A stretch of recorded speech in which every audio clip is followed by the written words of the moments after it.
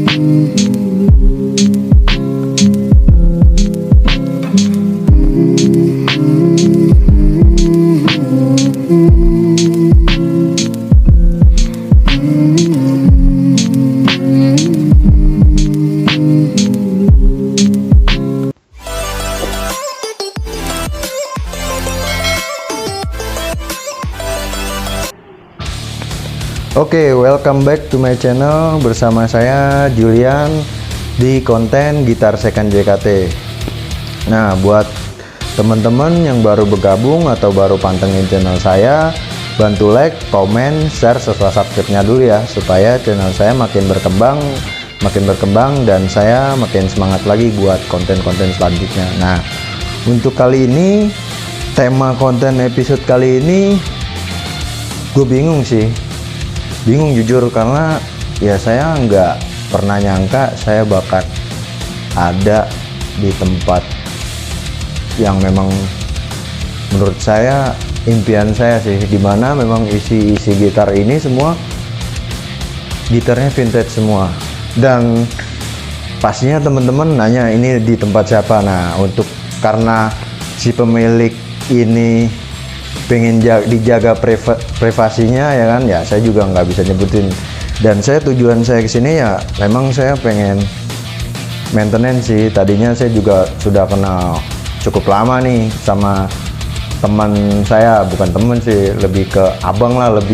Saya banyak bertanya juga, banyak belajar juga tentang gitar-gitar vintage itu, dan akhirnya saya ada waktu, ada kesempatan, saya bisa main ke sini. Dan menurut saya ini tempat udah kayak museum gitar,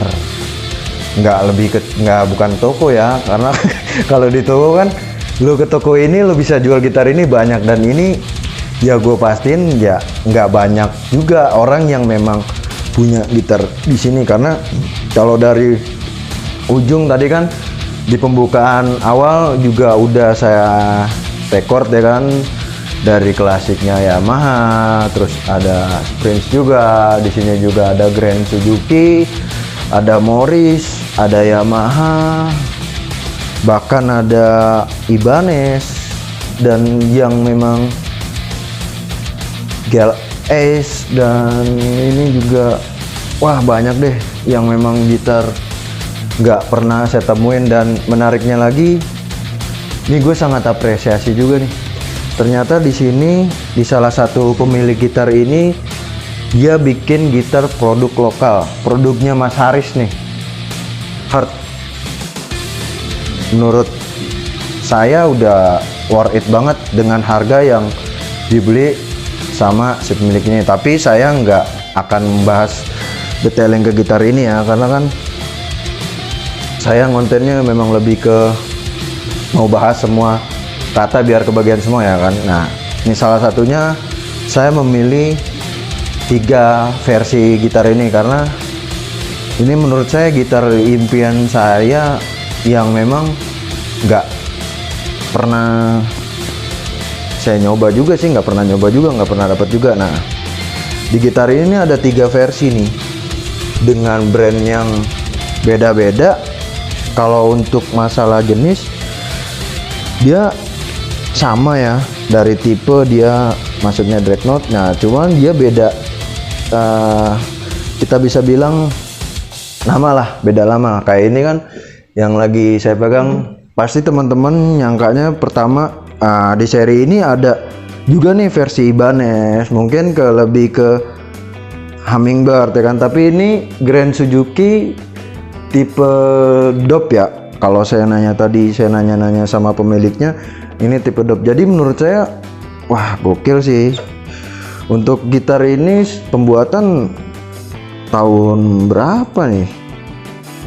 Wah nggak bisa nih saya lihat dari nomor serinya. Yang jelas ini made in Japan. Tapi kalau saya lihat untuk spesifikasi kayunya masih laminate nih kalau nggak salah. Tapi kalau untuk ukuran gitar vintage, laminate-nya tuh udah gokil banget.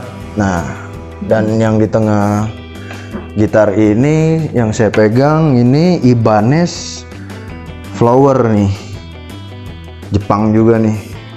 Jepang juga gokil sih. Gue nggak tahu nih dapat di mana bisa dapat gitar-gitar gini. Saya bingung nih sebenarnya, pengen tanya karena karena setiap saya nyari-nyari gitar ini pasti keduluan sama orang-orang yang pencinta ya biasanya, karena masuknya kalau gitar ini udah masuk ke orang pencinta udah pasti nggak keluar. Beda sama saya, ketika saya yang dapat ya mungkin bisa saya jual, tapi ketika memang dapat kesini nggak tahu nih, nggak akan dijual. Nah ini untuk ini Morris nih, ini Hummingbird-nya nih Morris. Untuk kondisi kalau saya lihat masih worth it ya, secara detailing wah masih oke banget untuk gitar tua. Tapi lebih ke kalau kayu ini nih, saya ngelihat ada gitar di rumah, saya punya Washburn tipe DR11TR. Nah karakter kayunya, seratnya nih hampir sama Washburn saya nih. Nah jadi kalau misalkan teman-teman bilang apa nikmatnya gitar vintage, kalau gitar vintage kalau menurut saya gini sih, yang lebih spesifikasi detailnya, dia kan kayunya udah mengering karena usia ya, jadi sudah sangat dipastikan. Karena kalau kayu gitar-gitar baru kan pasti masih basah, karena kan kayu itu mengandung kadar air yang memang cukup lumayan ya. Nah jadi ketika memang teman-teman berjumpa dengan gitar-gitar vintage atau gitar-gitar tua, sudah dipastikan gitar ini mempunyai karakter yang memang benar-benar beda dengan gitar-gitar yang sekarang. Dan salah satunya ini, waduh, saya jadi bingung itu karena ketika saya datang masuk ke sini, wow, amazing ya kan, sampai saya bingung, sampai saya ada juga salah satu Yamaha yang memang kesukaan saya kan, saya seneng karena awal-awal seneng Nippon Gaki. Di sini ada juga dengan bermacam-macam tipe. Waduh, pokoknya di sini tuh sangat-sangat menggairahkan banget. Nah, jadi buat teman-teman, gue juga sekalian di sini mau memperkenalkan produk gue sih, Blues King Ebony. Jadi memang produk ini cocok nih buat perawatan gitar-gitar vintage yang ada di sini ya kan. Jadi ya kalau misalkan kita mau bahas juga bingung nih satu-satu, karena setiap gitar serinya beda, punya spesifikasi kayu juga beda. Dan kayu-kayu lama itu memang seratnya kadang nggak seperti kayu yang sekarang.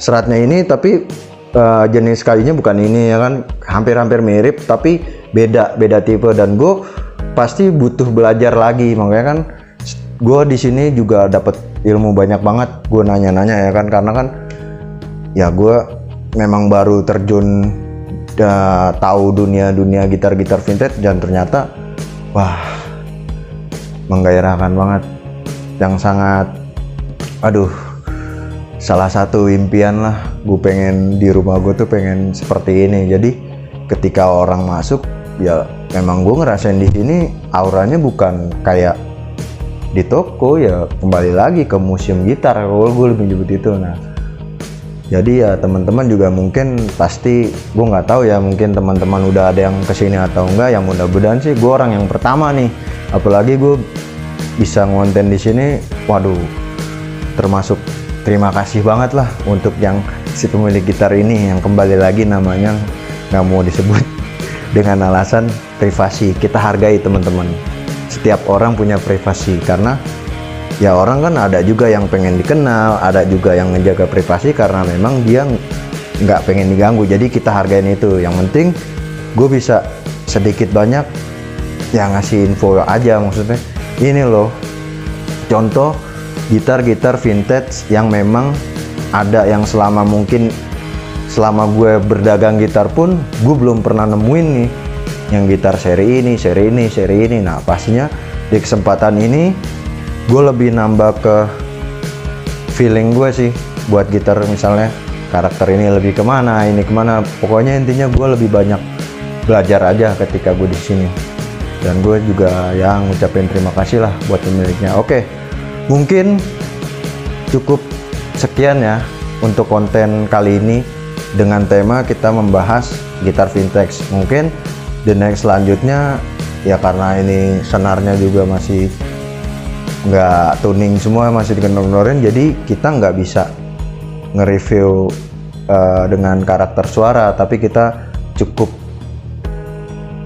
spesifikasi kayunya aja dulu. Mungkin the nextnya kalau memang gue mungkin bisa diizinin kesini lagi, gue pengen sih nyoba di beberapa gitar untuk cek soundnya, kemungkinan ya, karena kan kita juga nggak bisa ganggu juga mungkin nantinya masnya sibuk, karena buat ketemu sekarang aja gue memang janjinya ya kadang kemarin mau janji ini gue nyamoler apa gini ya kan, kita nggak tahu lah, setiap manusia kan punya kesibukan masing-masing. Oke, semoga konten kali ini bermanfaat ya buat teman-teman, dan gue harap terutama nih buat orang-orang yang memang seneng kayak reguleran, ayolah coba gitar vintage, seru loh. Kenapa gue bilang seru?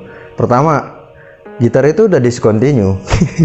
Kedua, ya ketika lu punya memang nggak banyak orang juga yang punya, jadi lu merasa punya gitar ya limited edition sih kalau menurut gue. Kalau gue ngerasain sih seperti itu. Nah makanya kan ketika gue jual barang-barang Jepang biasanya tuh cepet tuh lakunya tuh.